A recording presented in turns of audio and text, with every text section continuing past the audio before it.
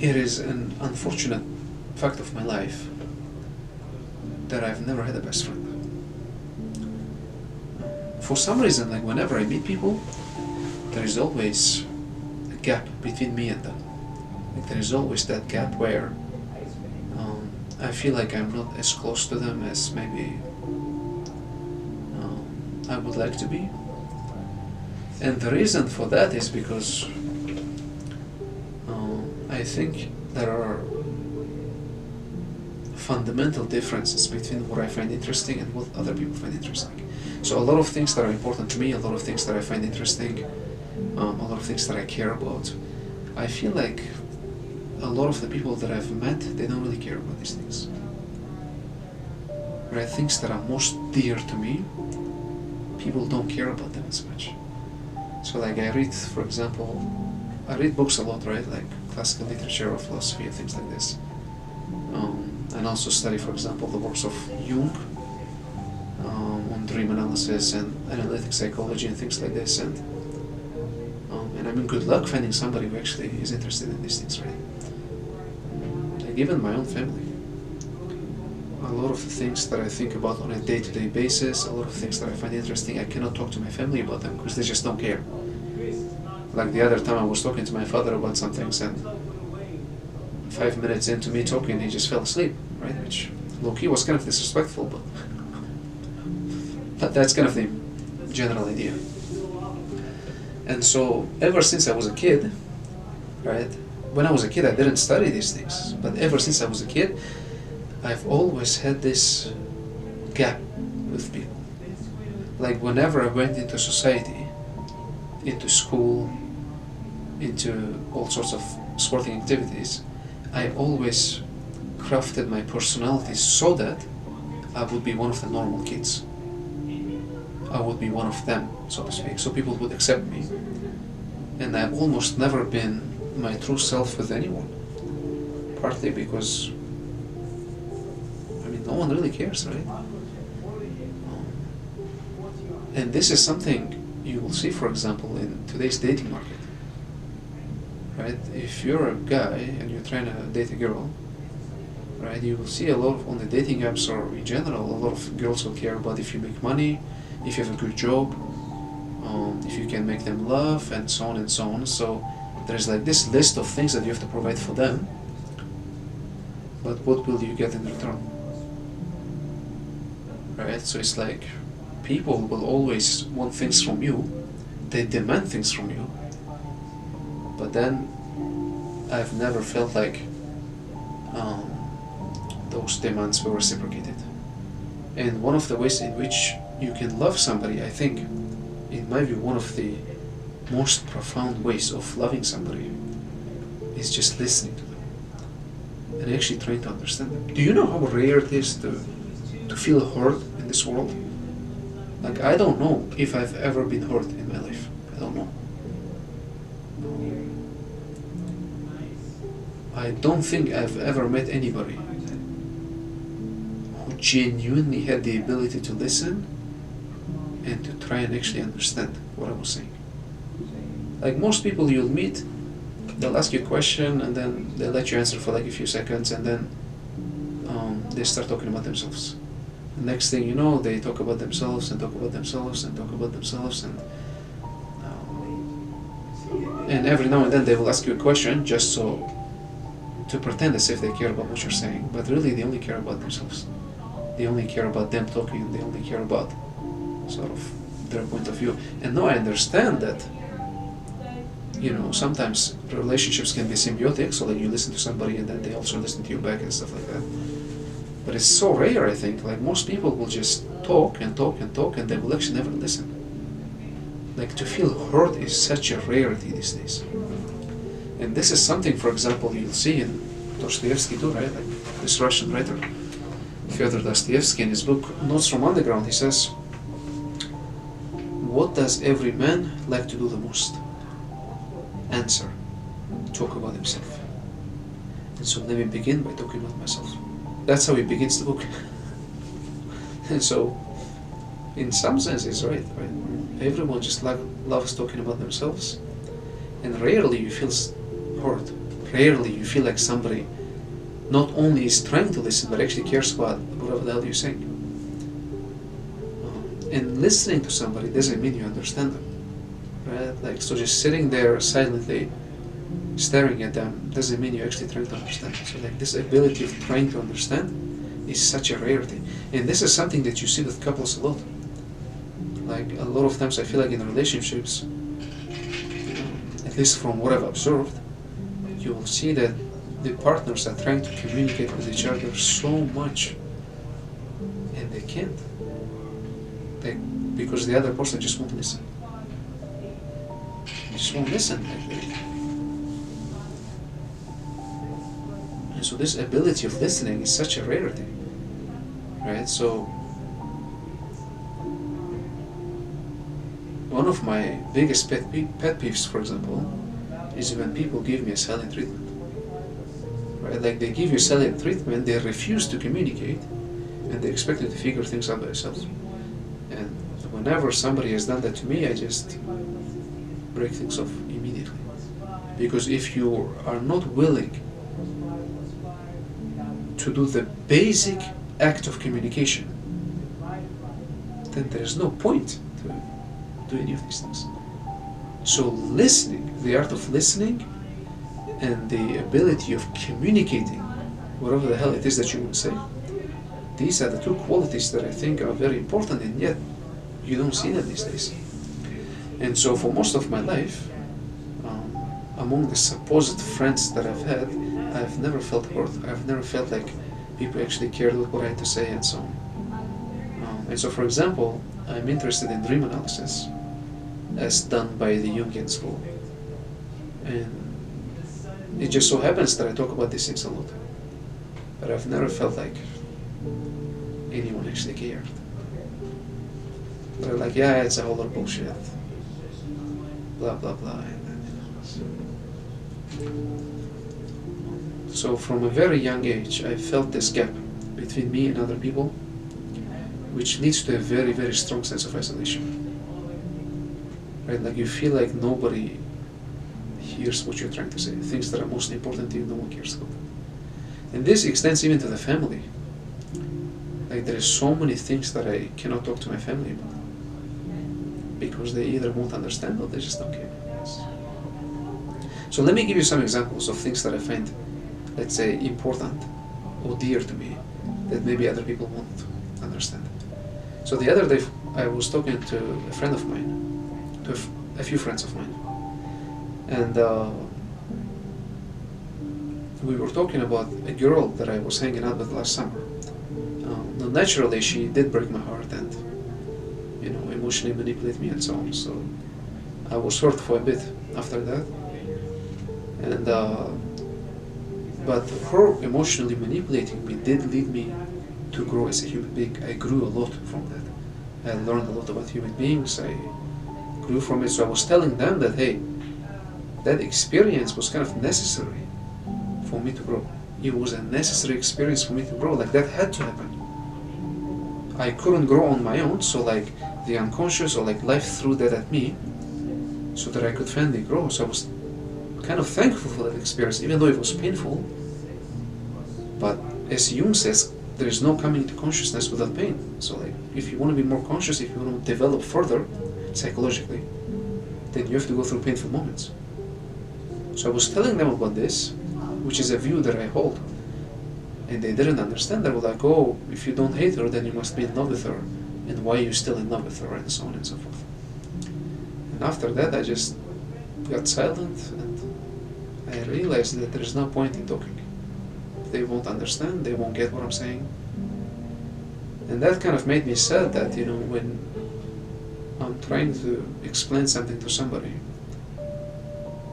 not just that they won't understand, but they won't even try. Like they have a certain view that they have, a certain viewpoint, and they will try to enforce it on you. They won't say, hey, let me actually think about it for what the hell he's trying to say. Maybe he has a point. They won't think of it like that. Like in my view, everything that happens to you in life happens for a reason. The unconscious and our physical reality, they're connected. And so when you're unable to grow on your own, life will send things to you so that you can grow. Right? This is something, for example, you will see in Goethe's work, Faust, right? Here, if I remember correctly, there's like that scene where there are some angels and there's God, and one of the angels asks God, he's like, if you love humans, why do you send them the devil? Like, why the hell would you send devil to humans if you like love them so much? And God says something like, he says, what a man likes to do, he says, is Sunday peace and quiet. Like, what a man likes to do is just rot in his bed, not grow any further, not get anything done, just rest and peace, and that's what a man likes to do. So I send him a devil for his own good,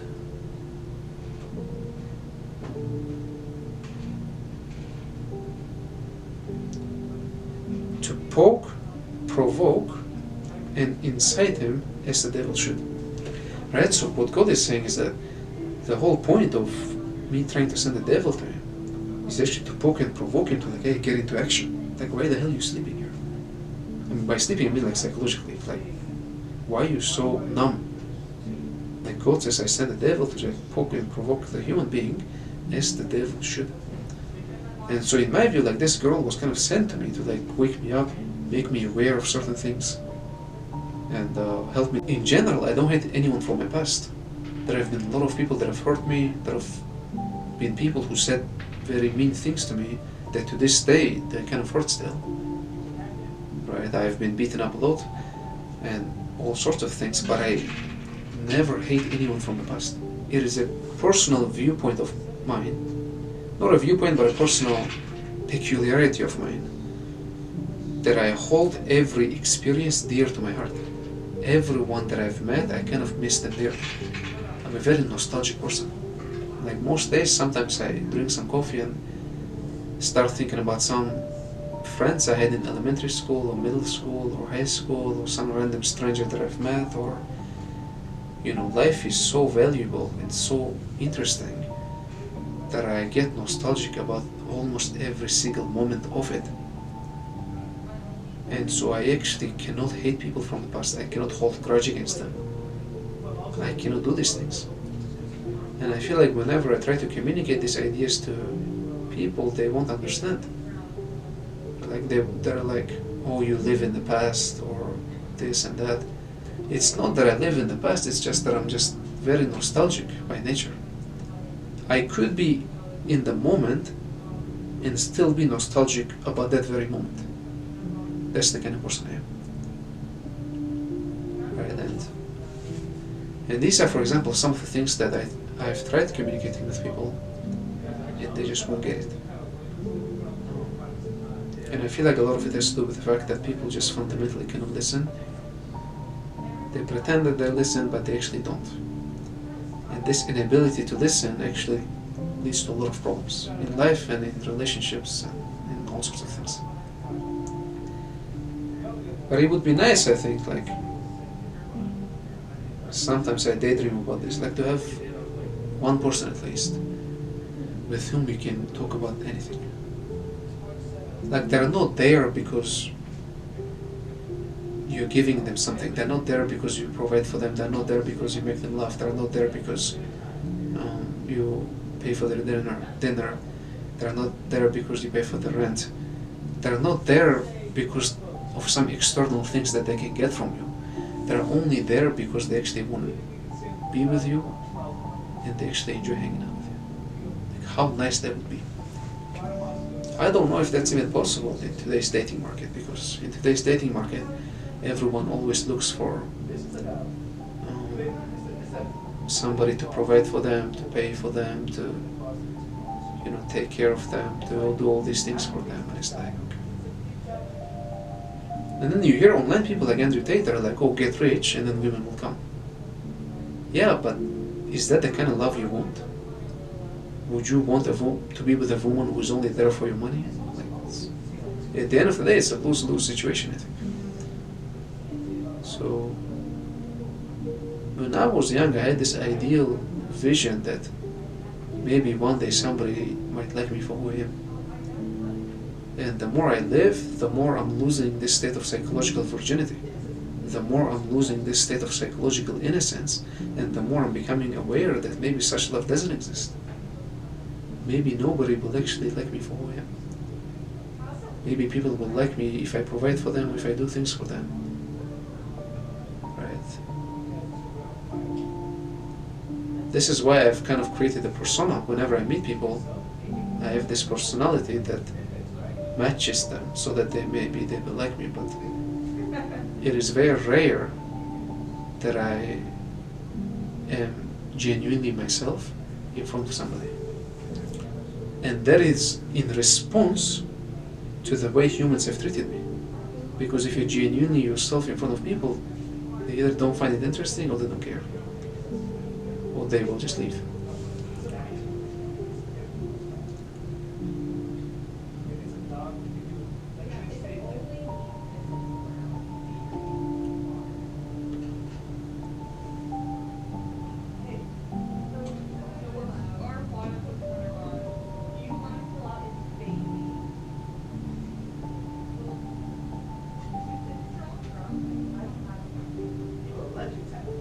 And so for most of my life, all of my life, I've lived in this state of isolation. Like I'm right here, and everyone is in a distance with me. I've never felt like I could get close to anyone. And I don't know, like,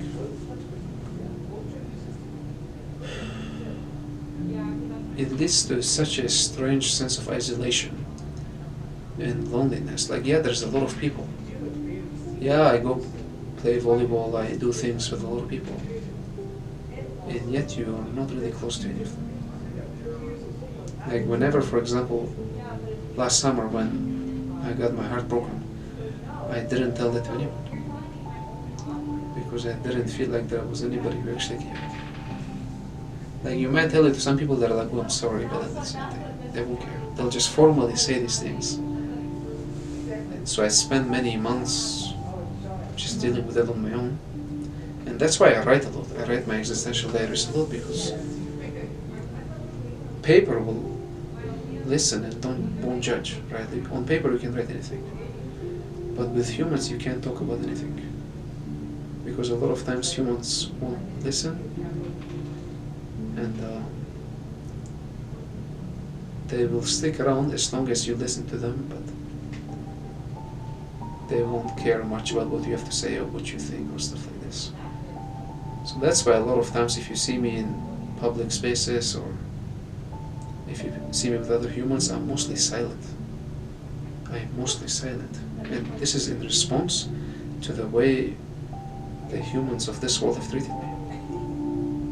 Why talk when no one is listening? Isn't that the definition of madness? Right? Isn't it madness like to talk when nobody's listening? And a lot of times I feel like people are not listening.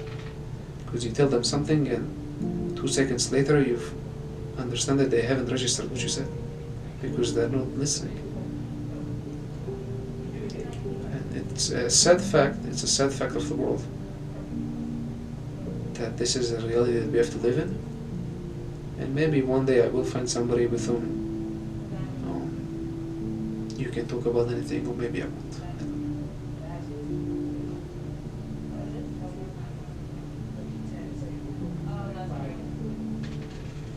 It is getting, I have a feeling that it is very unlikely that I will find someone like that. Like every now and then I read some author from like 100 years ago with whom I agree so much. I'm like, yes, this person understands. But then that person is dead like 100 years ago, so it's like, what the hell? How do you find people like that like now? In my circle, how do I find people like that? Impossible. Impossible.